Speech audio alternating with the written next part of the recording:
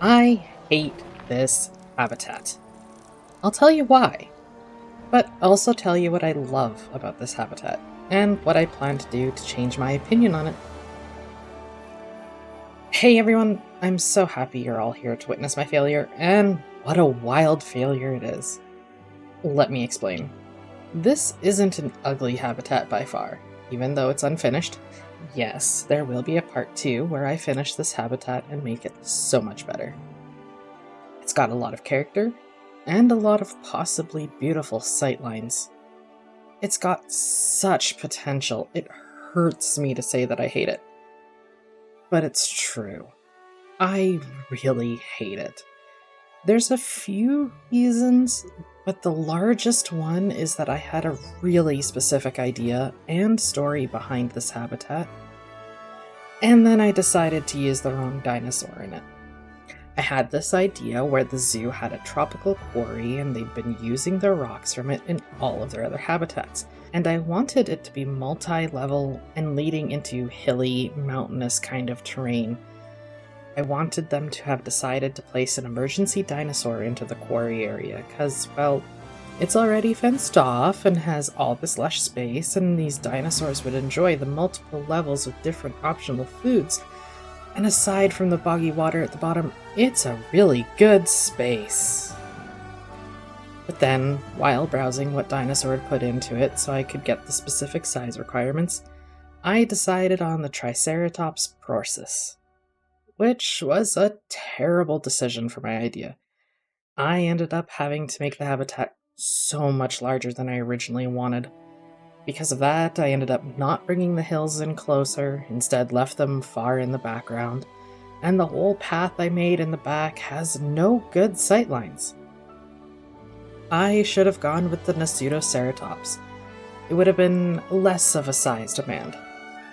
That being said, I love the mix of foliage I can put into here, and the species really likes a lot of it, so when I come back for part 2 and fix it up, I'll be filling out so much more forest in it.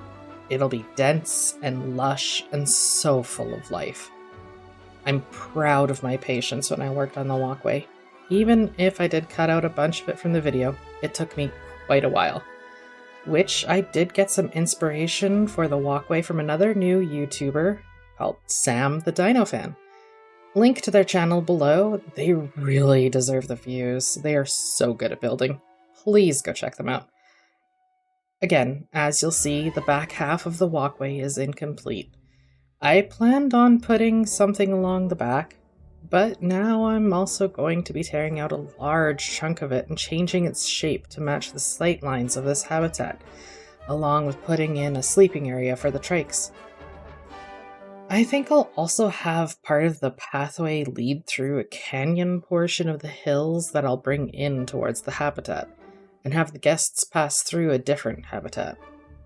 I'll keep this habitat as the quarry habitat, as I think the size will be more realistic to a large-scale quarry, but I'll also add in more rock sections and some cave-like areas and deeper holes, and really lean into the idea, even if it wasn't the exact idea I had in mind. The other reason I hate this habitat is I didn't put in enough areas where I would have forest, and instead went back to the way I used to build exhibits, where I would just have guests be able to view the whole thing around and not choose specific viewpoints that would be awe-inspiring or breathtaking, so to speak. Since I started focusing on specific spots or sides to view the habitats from, I really felt good about what I was designing. I felt like each habitat was impactful to the viewer, and this one feels like a huge letdown to me. But that's going to happen as I learn and practice. I'll make these kinds of mistakes, and I will hate some of the stuff I create. But I also don't want to just erase it and only show you my successes and not my failures. It feels really inauthentic. I'm going to change up the pathing in the front so that the guests stop trying to get nose to nose with the animals by stepping onto the rocks. This way I can have the open front again. It's currently closed after this video because I had guests in the exhibit trying to take selfies with the Trikes. It's a major safety hazard. As mentioned, I also want to bring the hills closer to the habitat again after I finish up the stables and the walkway. I would like to have them looming a bit more over the habitat and make the whole thing look more dramatic. I feel adding character like that would help alleviate some of my dislike for it, but maybe in the end I'll still hate it. Part 2 will have the answer, I guess. Before I let you guys continue with the rest of the video, I want to talk about a couple of things. Firstly, thank you to all the new subscribers and viewers. You're all fantastic, and I'm so happy you're here to share this with me. Secondly, a lot of the zoo in my Planet Zoo is missing detail work in between habitats and in guest areas, and I'll be touching those soon in the coming weeks. If you missed my post on the channel, there is some interest in seeing live streams of me doing detail work between videos, and I think I'm going to start doing it when I can. It won't be super often or super long. I don't have a whole lot of free time where I can work uninterrupted on these, but I'll try my best. And then I'll also upload the VOD afterwards to the channel. With all that said, I'm going to let you all enjoy the rest of the build, visit with Nigel a little bit, and I hope you're all excited for part 2 of this build. Take care.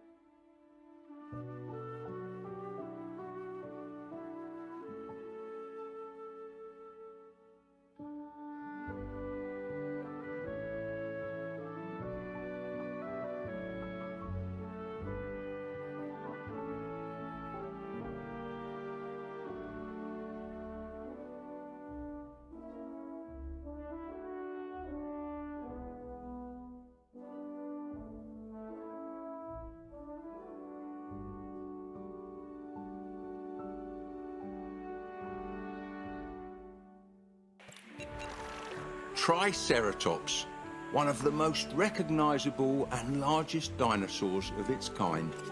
Several fossilized Triceratops have been given nicknames like Lane, Hatcher, or Homer. Personally, I prefer names starting with T.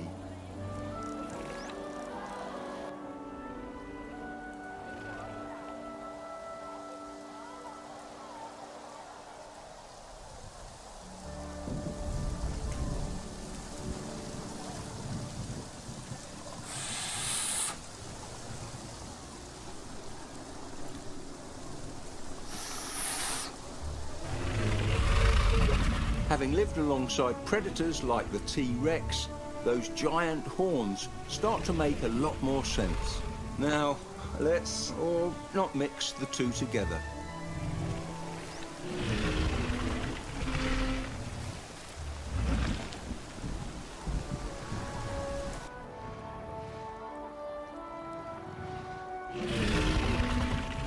Just think.